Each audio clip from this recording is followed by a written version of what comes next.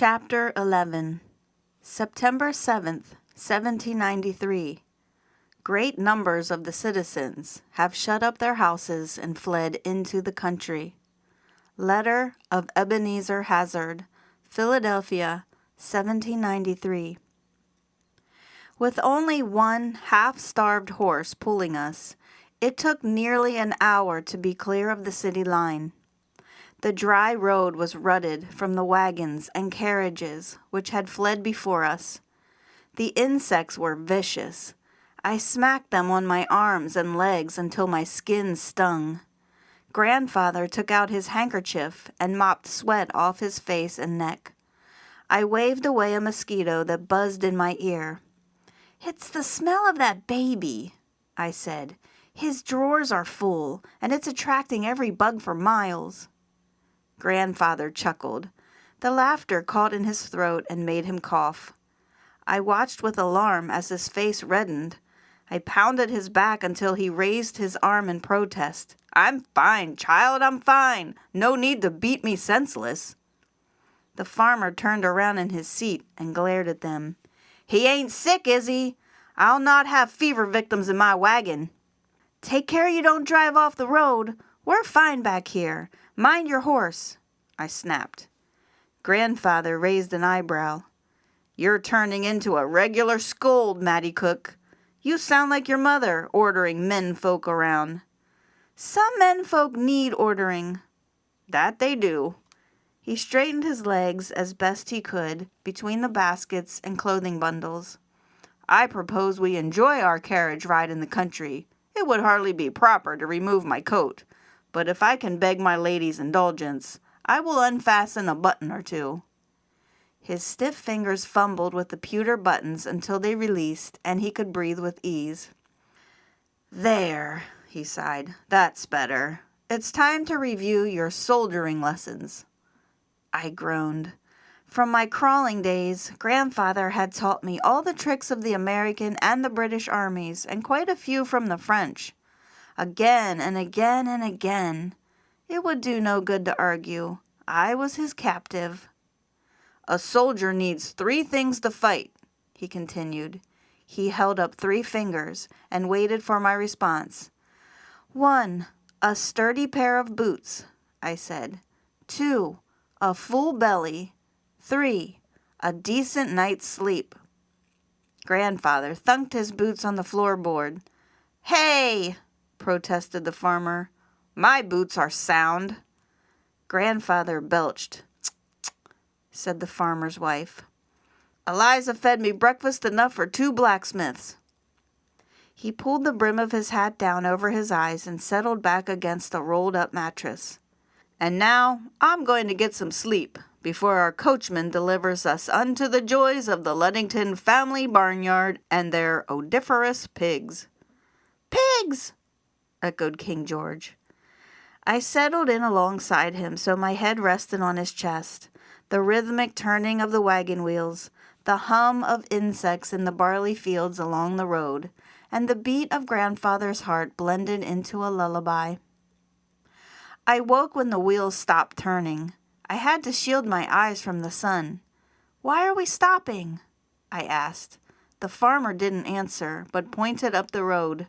The baby cried. 4 horsemen armed with muskets blocked our way. "Robbers!" I felt for the small purse hidden in my pocket and nudged Grandfather with my elbow. The farmer let his hand drop to the knife handle rising up from his boots. The baby wailed, and the horse shifted nervously in his traces. The riders advanced. One of the men lifted his hat. "Don't be afraid, we mean you no harm." The farmer's hand stayed on the knife. "You are entering Pembroke," said a second man. "Planning on staying here?" "Just passing through," said the farmer. "I'm taking these folks on up to Gwynedd, and the wife and me are heading for her mother's in Bethlehem." "We don't have any money," said the farmer's wife. The first man took a piece of paper from under his coat. "We aren't highwaymen, ma'am. We have been authorized by the town council to keep out fever victims. I have to ask you to step down so our doctor here can have a look at you. If you aren't sick, you can pass through town. If you are, you'll have to turn around." The farmer jumped to the ground. His wife handed their baby down to him, then hopped into the dust herself. I shook Grandfather to wake him. The doctor examined the little family, peering under their eyelids and looking down their throats. I shook Grandfather harder. "Wake up," I said. "There is a doctor who must see us." He didn't move. Something twisted inside me. I pinched his nose. "Grandfather," I said, my voice louder. "Please, wake up." "Is there a problem here, miss?" The doctor walked to the side of the wagon. He opened one of Grandfather's eyes with his fingers. Grandfather woke with a start. "What in the name of heaven?" Grandfather shouted. He broke off into a coughing fit. "Water," he croaked. I looked at the men on horseback. "Can we have some water, please? We have been traveling in the sun all morning." The men looked at each other and at the doctor. Grandfather stopped coughing and leaned back wearily. "I'm fine, child. I can wait until we get to the farm. I seem to have contracted a summer grip." He tried to sit up straighter. "No need for further delay. Off we go." The doctor stepped back and covered his mouth with his hand. "Take this man back to the city," he commanded. "He's infected with disease." "No!" the farmer shouted. One of the horsemen turned his horse and galloped away. "Nonsense," Grandfather said. "There's nothing wrong." He broke off coughing again. I stared in horror, first at Grandfather, then at the doctor. "You must help him," I cried. "If he is sick, you must help him." The farmer grabbed me under the arms, pulled me from the wagon, and threw me onto the road. He and the doctor lifted Grandfather and deposited him beside me. King George squawked and circled above the commotion. "They aren't my family," the farmer said as he motioned for his wife to climb aboard. "They only rode him back the last mile or so. They was walking and we picked them up." "He's lying," I shouted. "I don't have no fever," the farmer continued. "My wife and baby are healthy. Let me just drive through so I can get to Bethlehem by nightfall. We won't stop for nothing." The doctor nodded to the leader of the group. "Go ahead," the man said. "Make haste." The farmer brought the whip down with all his strength, and the wagon lurched forward. I stared, mouth open, as the wagon disappeared into a cloud of dust. Our food, our clothing, gone. This couldn't be happening. "Go back to Philadelphia," the doctor advised. "There are physicians there who will treat you. You can't stay here." "We can't walk," I protested. "It's miles." "Have you no mercy?" asked Grandfather. The leader of the group looked down on him. "We have to take care of our own, sir." Grandfather glared at the man. I had never seen him so angry. He looked as if he wanted to run the man through with his sword, but he just stared. "And I shall look after mine," Grandfather vowed. "I shall look after mine." Chapter 12. September 8th, 1793. Our inhumane neighbors, instead of sympathizing with us, tauntingly proclaimed the helpfulness of their own cities. Letter of Ebenezer Hazard, Philadelphia, 1793. We hadn't walked far before Grandfather shook with chills. "Let's rest a while under that chestnut tree, child," he suggested. I untied my apron and filled it with timothy grass until it formed a soft pillow for Grandfather's head. I wanted to ask him what we should do next, but he was asleep again before I could say a word. I bit the inside of my cheek to force back the tears. Crying wouldn't help anything. I put my hand on Grandfather's forehead. It was hot and dripping. "Think," I commanded myself. "We have no food or water. We're at least 10 miles out of the city. It would take hours to walk back, even if Grandfather felt well. It is just a summer grip," I told myself. "It is just a summer grip." It had better be a summer grip, because there is no way to care for him if he is truly ill. I ran my tongue over my dry lips. The first thing we needed was a drink of water. I slipped Grandfather's canteen from his belt. His chest rose and fell steadily, and his heart thudded regularly. "I'll be back soon," I whispered as I kissed the damp white hair above his ear. I walked a few hundred paces south to where the road rose sharply. On top of the hill, I squinted along the horizon until I found what I was looking for, a line of willow trees. "Old soldier's trick," I said as I set off. "Find a willow tree and you'll soon find water nearby." The stream was sweet and clear. I drank my fill and washed my face. It was much cooler under the willow than it had been under the chestnut tree. Maybe I could convince Grandfather to move here when he wakes, I thought. But first I had to find supper. A row of raspberry bushes heavy with ripe fruit lined the other side of the bank. I splashed over and started to pick the fruit. "Raspberry bushes mean rabbits are about," I told a curious bluebird watching from a milkweed plant. Grandfather could snare a rabbit, and I'd cook it over a small fire. With fresh water and food, we could stay under the willow until he regained his strength, then head back to the city. Grandfather would recuperate at home with Mother, and I could care for them both. I ate a handful of berries. My solution was perfect. "I have a plan!" I shouted as I ran back to the chestnut tree. I held my overskirt out in front of me to keep the raspberries from being crushed. The full canteen sloshed against my backside. Grandfather slowly opened his eyes. I peered closely. His eyes were bloodshot, but they were not yellow. Good, I thought. Just a summer grip. He pushed himself up to lean against the tree trunk. "There's my cherub," he said. "I knew you wouldn't leave me to face the enemy alone." "Here," I fumbled with the canteen. "You need some water. You'll feel much better." Water spilled along his withered cheeks and down his neck. He wiped his mouth on his sleeve and smiled. "Better than German wine."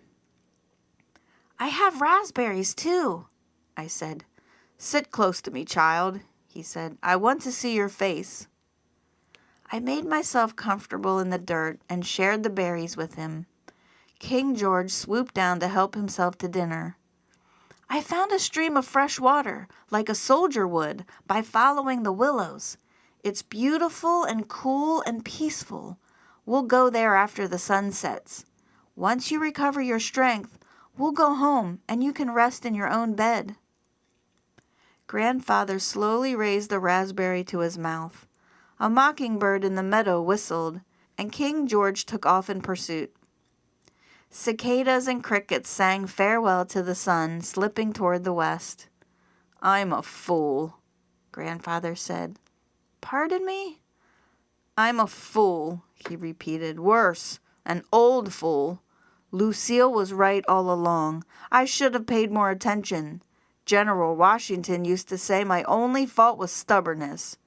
If not for that—" His voice drifted off, but his eyes did not close. Would he be strong enough to walk as far as the willows? Maybe we should try in the morning, after he had a good sleep.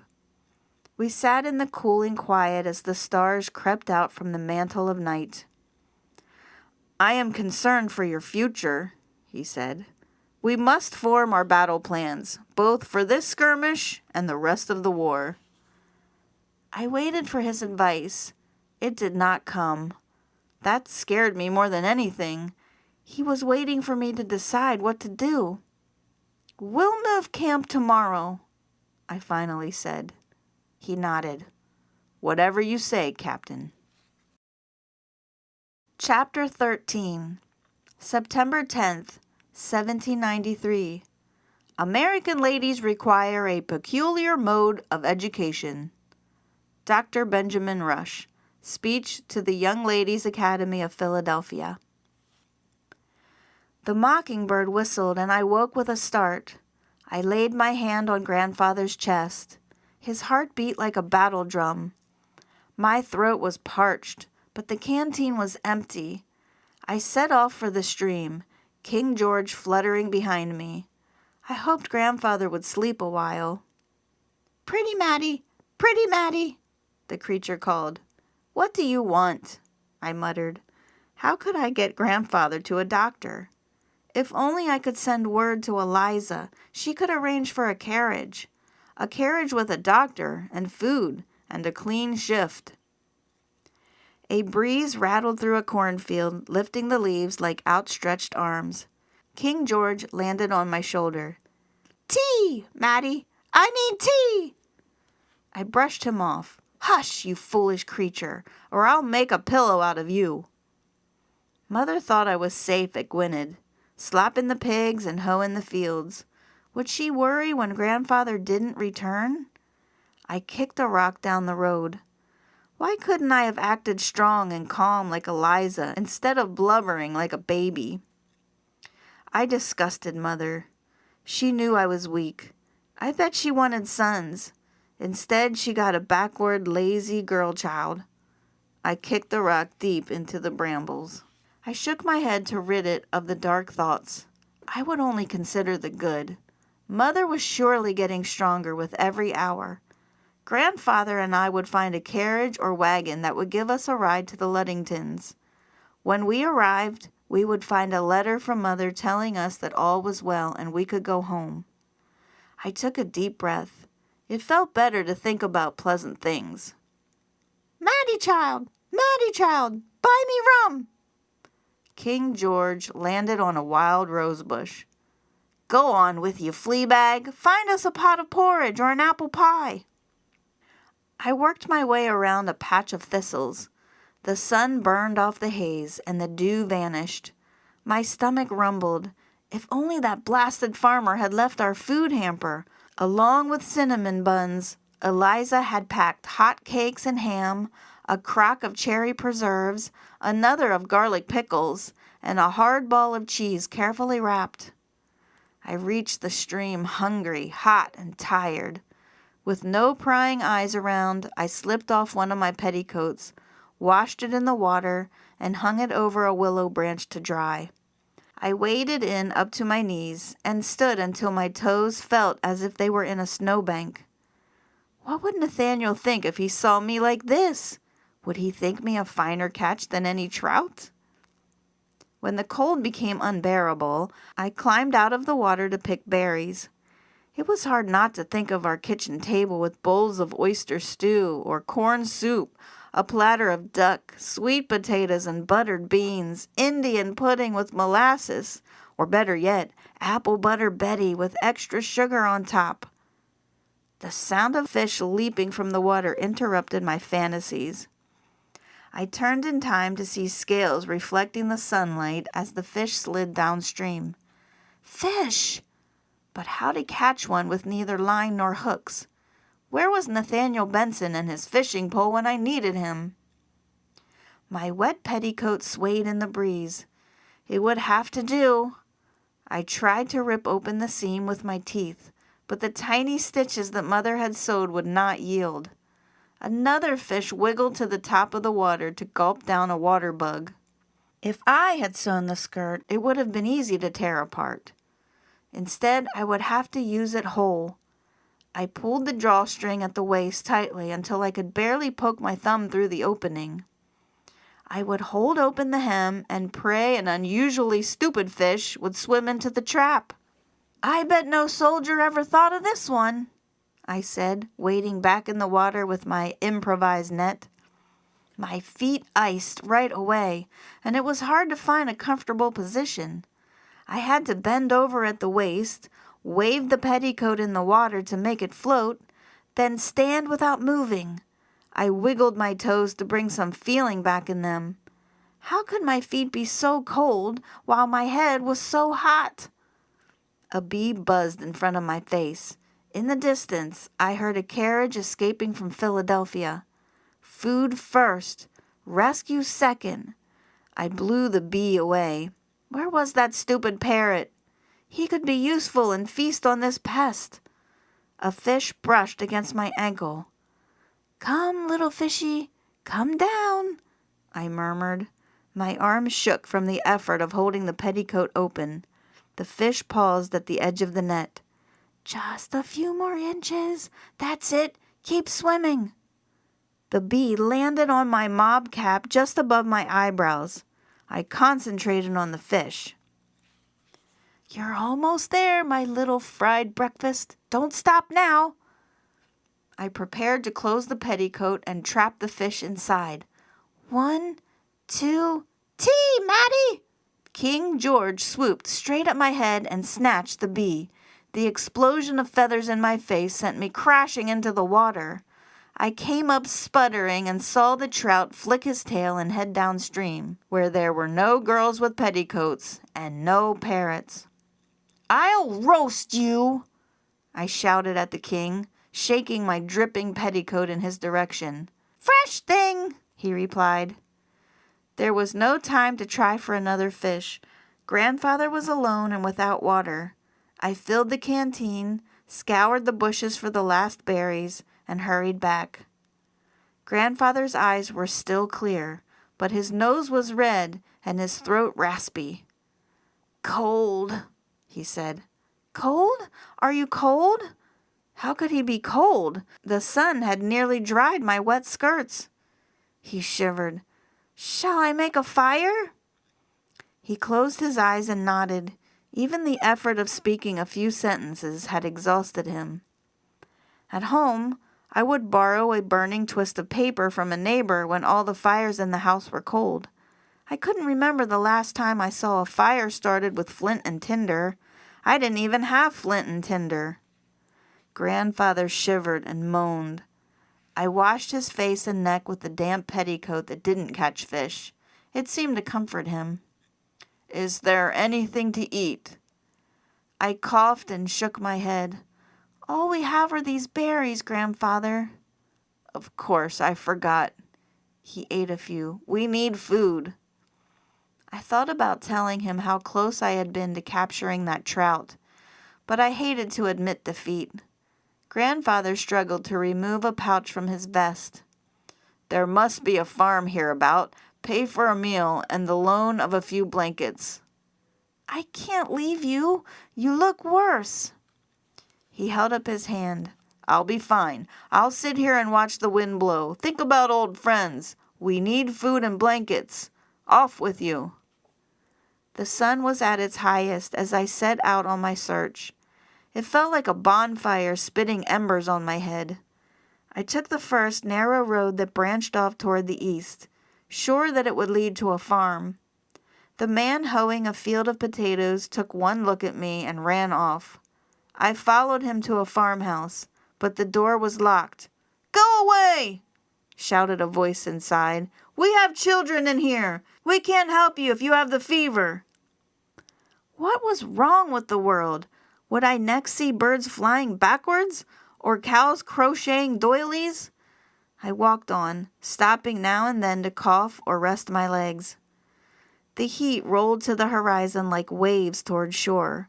Except for a few raspberries, I had eaten nothing for 2 days. A flock of geese flew overhead. I could only think of how they would taste with roast potatoes. Grandfather would need more water soon. I needed to go back. I stumbled along, head down, fighting to keep my eyes from closing. My shoe squashed something brown and green and soft. I shuddered and hurried my pace. I could never abide rotten fruit. It drew flies. Fruit. Fruit? I spun around, wide awake and hungry. Above me hung gnarled branches heavy with green speckled pears.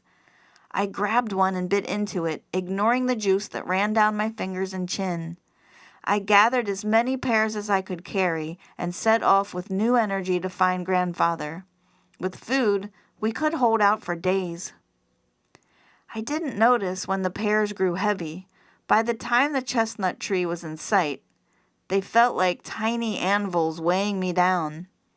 I breathed heavily and focused on moving 1 foot at a time. I turned around. Did I hear voices whispering? A swarm of gnats flew into my eyes. I stumbled and dropped a few pears. I looked up. The chestnut tree seemed further away. I felt like I was sliding backwards. I wasn't walking on a dirt road. I was slipping across the frozen river. The sun wasn't made of fire. It was a monstrous snowball. My teeth clattered together. What was wrong with me? I saw a figure stand under the tree. I tried to call Grandfather's name, but could make no sound. The wind carried a roaring sound. Why was I carrying these rocks? I stumbled. Where was Mother? Where was Eliza? The balloon. I'll be up in a minute, Mother. Just let me sleep. Then, blackness. Chapter 14. September 12th to the 20th, 1793. Hot, dry winds forever blowing, dead men to the graveyards going, constant hearses, funeral verses. Oh, what plagues there is no knowing. Philip Freneau, Pestilence, written during the prevalence of a yellow fever, 1793. Is she dead? Go away, Barney. She's not ready for you. I've got to take the bodies to the pit before I'll get my soup. If she's dead, hand her over. I'm hungry. I opened my eyes to see who was talking. A large woman holding a candle bent over me, and a man waited in the shadows. The light from the candle burned my eyes. I heard moans on both sides of me, and the sound of hammers and saws in the distance. Where am I? I thought. I was so cold, colder than New Year's Day. I closed my eyes. She looks dead, Barney said. His voice faded away. I slept, and the fever fired my dreams with terror. I was back by the chestnut tree. Dust billowed. As I breathed, dirt caked my throat and settled in my lungs. The road was crowded with carriages pulled by wild-eyed horses that crashed into each other as everyone fought to escape. What am I supposed to do? I cried to people rushing by. I don't know what to do. I ran across the meadow and came upon a troop of soldiers marching, with a drummer boy and flag bearer in front. Look at me, I called, holding Grandfather's watch. Tell me what to do. Arrêtez-vous, shouted a soldier. Arrêtez-vous. I don't understand you, I said. I don't speak French. I walked toward the men. Grandfather appeared by the flag bearer. He wore a bloody shirt. He did not recognize me, and he shouted to his troops, Ready! Grandfather drew his sword from the scabbard and held it in the sky. He looked at me and narrowed his angry eyes. Aim! The men aimed their muskets at me. Grandfather slashed the sword through the air. Fire! No! I jolted awake. Moonlight spilled in through open windows. I rubbed my eyes, trying to sort out where the nightmare stopped and the waking world began. My sheets and shift were soaked through with sweat, blood, and the foul-smelling black substance that marked a victim of yellow fever. Yellow fever. There were beds on either side of me. To my left slept a young woman, her hair in 2 dirty braids. To my right lay a figure covered with a sheet, a corpse. Who was dead and who was alive? Was it Grandfather? Was it Mother? I reached for the sheet, but stopped. My head spun as if I were on a rope swing, twisting dizzily. I closed my eyes until the sensation faded. Taking a deep breath, I lifted the sheet at the side of the body. The hand was thin and the finger slender, with tapered nails and fine bones. It was not the fleshy, scarred hand of Grandfather, nor the work-worn hand of my mother. My eyes filled with tears. 2 orderlies walked to the bed of the corpse. They spoke quietly in French. Each man took one end of the dead woman's mattress and lifted, then carried the body away. Just as I slipped back toward sleep, the men brought back the mattress, empty. When I woke, the tall windows were shuttered to keep out the sunlight. Steam fairly rose from the reeking bodies of the sick, and sweat dripped off the faces of the nurses and orderlies. The room reminded me of the Ogilvy mansion, only larger. The flowing draperies, expensive carpets, and hand-carved furniture that surely belonged here had been removed. What remained were enormous rooms with high ceilings and a chandelier that reflected the light like 1,000 mirrors. "Oh my, now that's looking much better, isn't it? You've beat the Grim Reaper, you have, lassie." A large woman strode to my bedside. She set a tray on the floor. "I'm Mrs. Flagg, and I'm here to care for you," she said. "We weren't sure you would make it through the night, but that's past now. It's time for you to eat something, so we can get you home to your loved ones." Mrs. Flagg helped me sit up. "Your granddad has been waiting this whole time for you. Quite a handsome man, isn't he? A captain in the army, he told me. I'll sneak him in here soon as I get the chance. Now, drink this." She held a bowl of beef broth to my lips. I pushed the bowl away. "How is he? How did we get here?" She set the bowl on her lap. "He doesn't have yellow fever, if that's what you're asking. Told me his heart was acting up in the heat, and he had a bit of a cough, perhaps. But he's such a strong man. Imagine a man his age carrying someone like you all that distance." I relaxed. If Grandfather was feeling well enough to tell exaggerated stories and charm Mrs. Flagg, then there was little to worry about. I reached for the bowl. The salty broth warmed my insides. "Thank you," I said. "That was delicious." Mrs. Flagg set the bowl on the floor. She wrung out a rag that had been soaking in soapy water and wiped my face and hands before lifting my dirty hair to wash my neck. "My mother always said a good wash was the best medicine. If you keep the broth down, we'll let you eat a bit of rice for dinner. Now, you rest a spell. I'll be back soon. Then the doctor will have a look at you when he makes his rounds. Oh, my gracious, look who's coming, and me wearing this filthy dress." Grandfather! He never looked so handsome or brave as standing in the middle of the sick room, his eyes searching all the beds until he found me. I felt like I was 6 years old again, and Grandfather was marching in a parade. He bowed to Mrs. Flagg and sat on the edge of my bed. "What are you doing in bed, girl? You look healthy enough to jump up and give poor Mrs. Flagg here a hand," Grandfather said as he kissed my cheek. Mrs. Flagg wagged her finger at him. "Don't you be giving her any ideas, Captain. What this young thing needs is rest and nourishing food, and she'll get both of them here, or my name isn't Bridget Flagg." "Bridget," exclaimed Grandfather, "a melodious name for a beautiful lady." I rolled my eyes while Mrs. Flagg giggled. "Excuse me," I said, interrupting the two of them. "Where are we? And how long have we been here?" Mrs. Flagg was all business.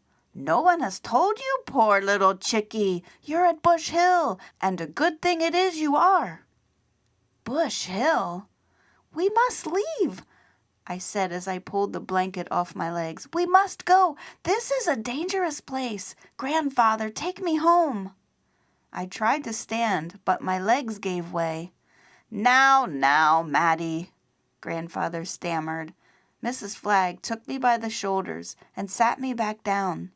Before I knew it, I was lying down with a sheet tucked so tightly over me that I couldn't move. "That will be enough standing up, young miss," said Mrs. Flagg firmly. "You've nothing to fear. Bush Hill is now a respectable place. Your grandfather was a clever, kind man to bring you here." The city had turned a mansion on Bush Hill into a hospital for fever victims. According to the gossips, Bush Hill was one step away from hell. filled with dead bodies and criminals who preyed on the weak.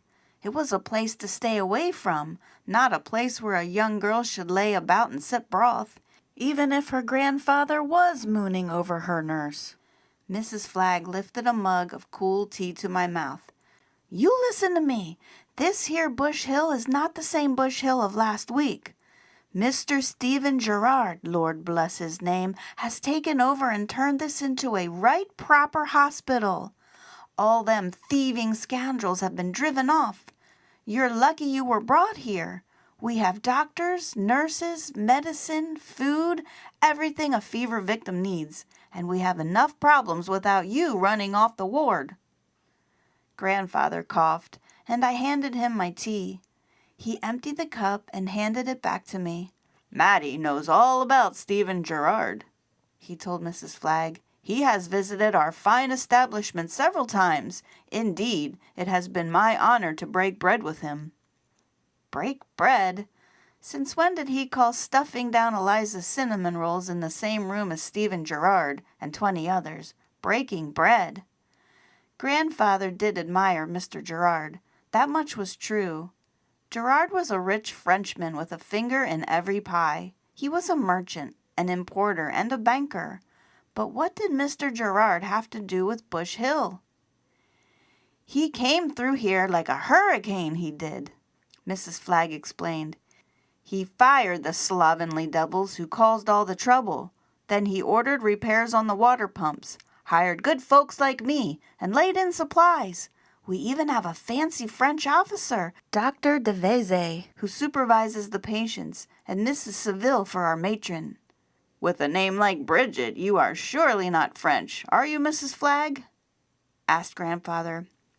Good gracious, no, what a question, laughed Mrs. Flagg. I can barely make out what they're saying half the time, but they work hard, and the pay is good.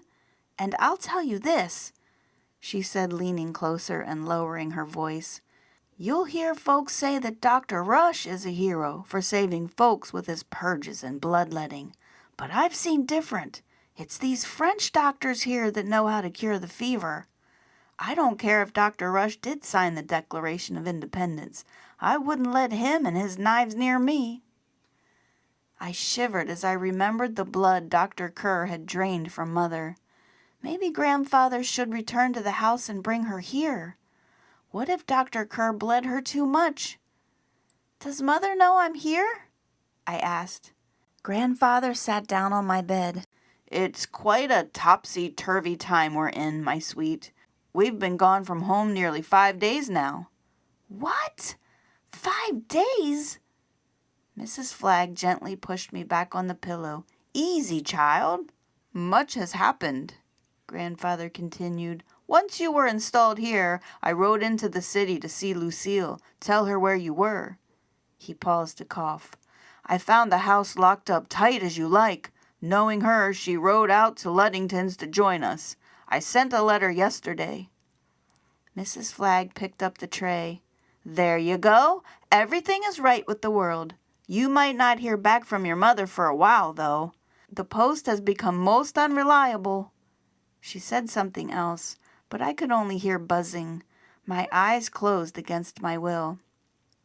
Now look what you've done, Captain, Mrs. Flagg exclaimed.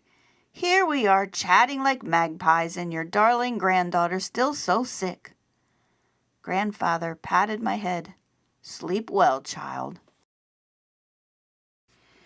Chapter 15. September 22nd, 1793.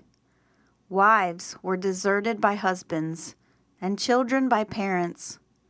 The chambers of diseases were deserted, and the sick left to die of negligence. None could be found to remove the lifeless bodies. Their remains, suffered to decay by piecemeal, filled the air with deadly exhalations, and added tenfold to the devastation. Charles Brockden Brown, Arthur Mervyn, or Memoirs of the Year 1793.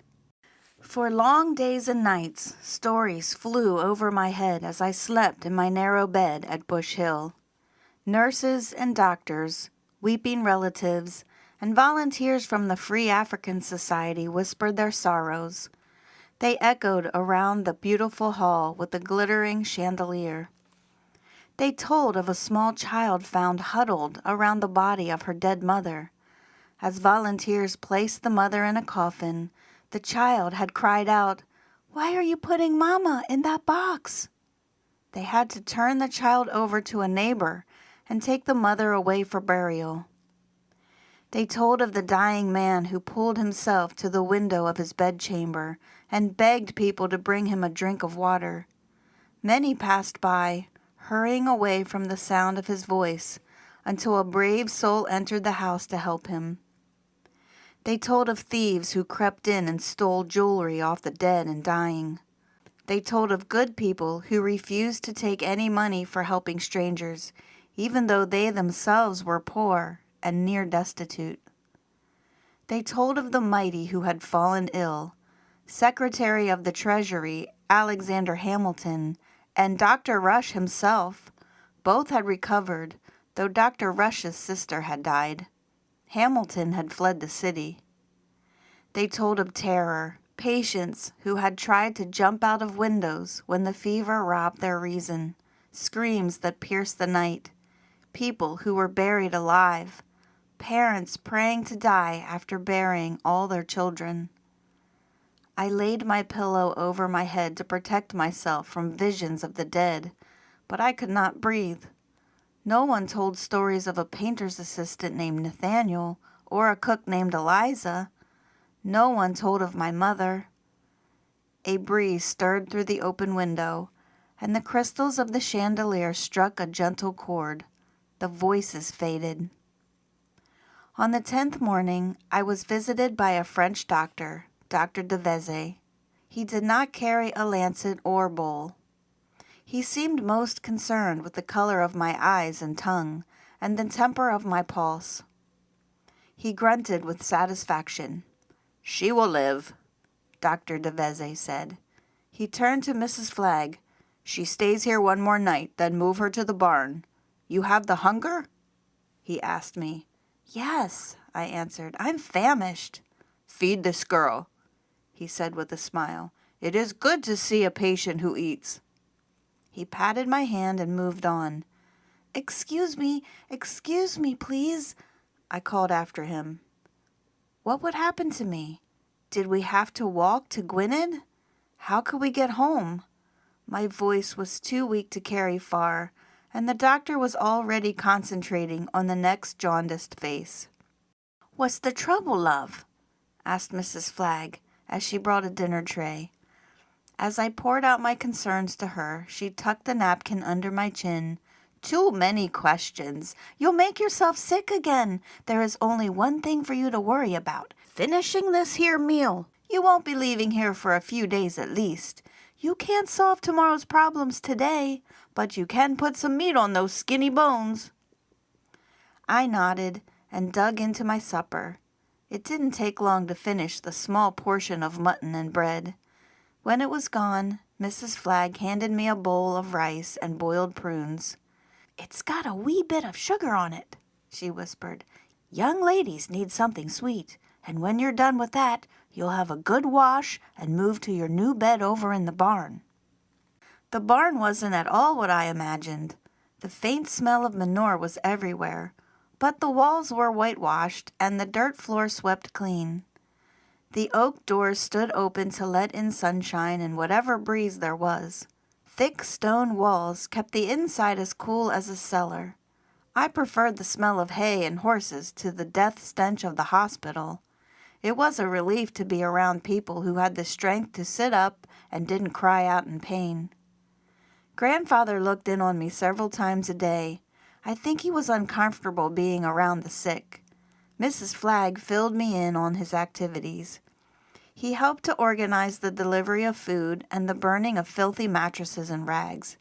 He sat in on the committee meetings where decisions were made about raising money and caring for the sick. He had pitched a tent in the yard and told me stories about watching the stars at night. I think he secretly enjoyed the commotion. It reminded him of the war again. It gave him something to do.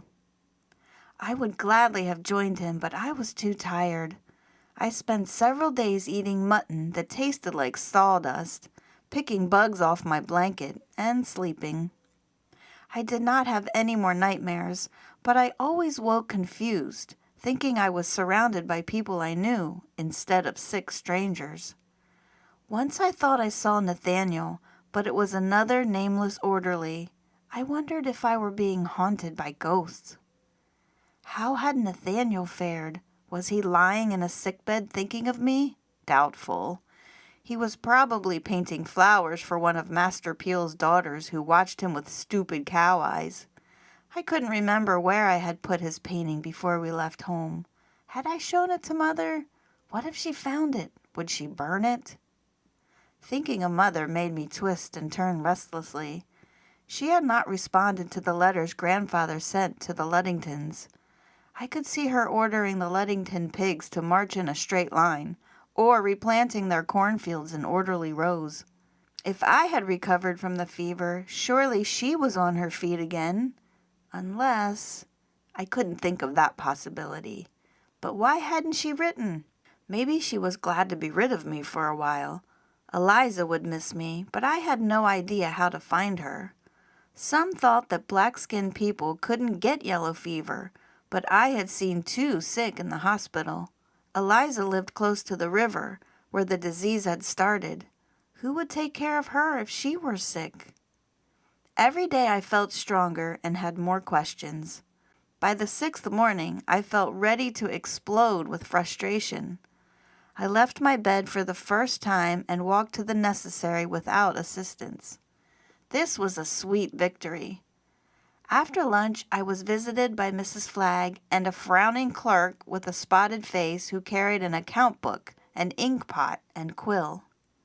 "We have not been able to contact your mother, miss," said the man as he squinted to read the writing on the page. "Cook!" "Miss Cook," he scribbled on the page, "you are well enough to leave. It would be immoral to turn a child out into the streets, so you will be taken to the orphan house." "No, I am not an orphan." He raised an eyebrow. "Where is your father?" "He died years ago." "Your mother is ill, according to Mrs. Flagg, but you do not know her whereabouts." "She was sick, but I'm sure she's better now. She's at home, the Cook Coffee House. If you will just send me there." "Other relatives?" Mrs. Flagg interrupted. "Mattie is the granddaughter of Captain William, the gentleman who had been such a help in the kitchen. I'll fetch him now. He has been waiting for the doctor to release her." The clerk did not look pleased that I had a living relative. His heart was set on sending me to the orphan house, I could tell. His pen scratched along the page. He blew on it to dry the ink, then closed the book and folded his glasses. He opened his mouth once to say something, but closed it again. He looked like a toad. Mrs. Flagg returned with Grandfather in tow. His face was bright red and his shirt was stained, but I thought he looked as handsome as ever. "What's this I hear about you being ready to go back into battle?" Grandfather asked. The toady clerk answered for me. "Patients who have recovered enough to walk on their own must be discharged, sir. Provisions can be made to send this child to the orphan house, if you prefer." I squeaked a protest. "I am not a child." "She can stay in the orphan house until her mother is found, if she is found," the clerk amended. "She would be cared for quite well, sir, I can assure you of that. Life will be difficult for us all until these dark times are over. The orphan house may be the safest place for her." Grandfather puffed up his chest and crossed his arms. "No kin of mine goes to an orphan house, not as long as I have breath in my body. Your recommendation is insulting, sir. I served with President Washington himself. I commanded troops that sent redcoats running back across the ocean, and you suggest that I cannot care for this little snippet of a girl? I shall report your impudence to the president." The man pinched the top of his nose and wrinkled his brow. "If President Washington is displeased, you may encourage him to come here and speak to me directly," the clerk said. "We have too many lost souls wandering the city streets. I wouldn't want to see this girl join them. But you need not listen to me. My work is done. There is a wagon going into the city tomorrow. You may ride along." He gave Grandfather the smallest of nods, gathered his supplies, and hopped off. "Foolish, meddling nitwit," grumbled Grandfather. He would have said more, but just then he broke into a fit of coughing. He pulled at his collar and gasped for air.